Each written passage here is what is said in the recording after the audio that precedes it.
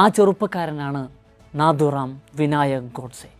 സത്യം പറഞ്ഞാൽ സ്വതന്ത്ര ഇന്ത്യയിലെ ആദ്യ തീവ്രവാദി, ഹിന്ദുത്വ ഭീകരത ഏറ്റവും ആഴത്തിൽ അടയാളപ്പെടുത്തിയ ഈ നാട് കണ്ട ഏറ്റവും വലിയ ഭീകരവാദി.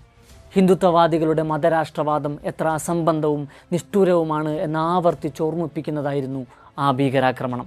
കാരണം ഗാന്ധി പ്രതിനിധാനം ചെയ്യുന്ന സഹിഷ്ണുതയുടെ, സാഹോദര്യത്തിൻ്റെ ഹിന്ദു സംസ്കാരമായിരുന്നില്ല ഗോഡ്സെ വിഭാവനം ചെയ്ത ഹിന്ദുത്വം.